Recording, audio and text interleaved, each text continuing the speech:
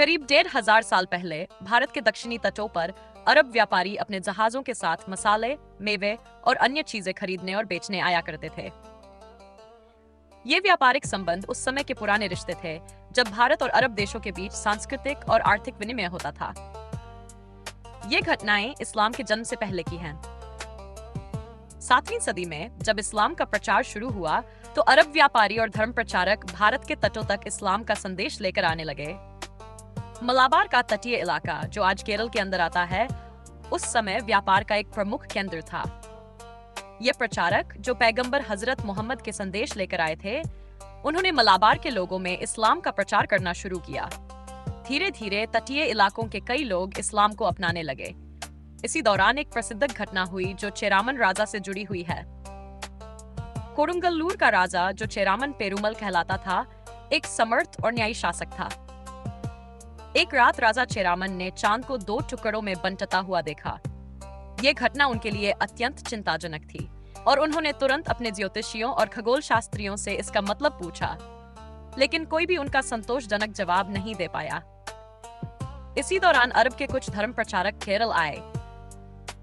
जब राजा चेरामन ने उनसे अपने सपने का जिक्र किया तो उन्होंने बताया कि यह घटना हजरत मोहम्मद के एक मोजिजे का प्रमाण थी। चांद के 2 टुकड़े होने की घटना अल्लाह की तरफ से पैगंबर की नबुवत को दर्शाने के लिए थी। राजा चेरामन प्रचारकों की बातों से इतने प्रभावित हुए कि उन्होंने मक्का जाकर हजरत मोहम्मद से मिलने का फैसला किया। अपना राज्य छोड़कर वे सफर पर निकल पड़े। राजा चेरामन मक्का पहुंचे और हजरत मोहम्मद के सामने अपने सपने और चमत्कार के बारे में अपनी जिज्ञासा रखी। पैगंबर ने उनकी बातें ध्यान से सुनी और उनका समाधान दिया। राजा चेरामन को यह यकीन हो गया कि अल्लाह की तरफ से एक पैगंबर भेजा गया है और वे उनके संदेश को स्वीकार करने के लिए तैयार हो गए। हजरत मोहम्मद के समक्ष राजा चेरामन ने इस्लाम कबूल किया और उनका नया नाम ताजुद्दीन रखा गया। राजा ने पैगंबर से वादा किया कि वे अपने राज्य में इस्लाम का प्रचार करेंगे और लोगों को तक अल्लाह का संदेश पहुंचाएंगे। राजा चेरामन, जो अब ताजुद्दीन बन चुके थे, अपने राज्य लौटते समय जिद्दा के राजा की बहन से विवाह करते हैं।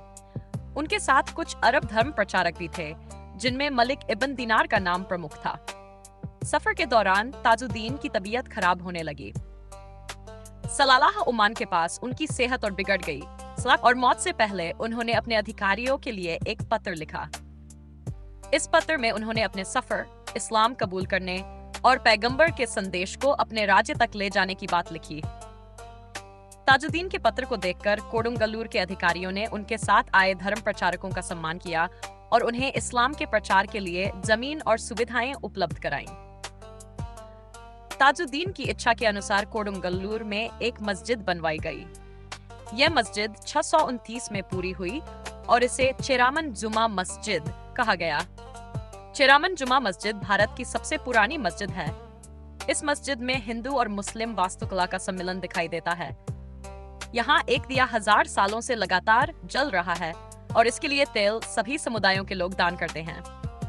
यह मस्जिद आज भी सांप्रदायिक सद्भावना और एकता का प्रतीक है।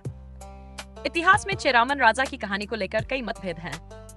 कुछ इतिहासकार कहते हैं कि इस्लाम अपनाने वाले राजा का असल नाम मालदीव का राजा कालामिंजा था, जबकि कुछ इसे अलग राजा का जिक्र करते हैं। परंतु एक बात स्पष्ट है कि चेरामन राजा कहलाने वाले इस शासक का इस्लाम कबूल करना और पहली मस्जिद का निर्माण एक अति महत्वपूर्ण ऐतिहासिक घटना है। ये कहानी भारत और अरब के बीच के संबंधों, व्यापार और धार्मिक विनिमय का एक प्रतीक है, जो आज भी स्मरण में रखा जाता है।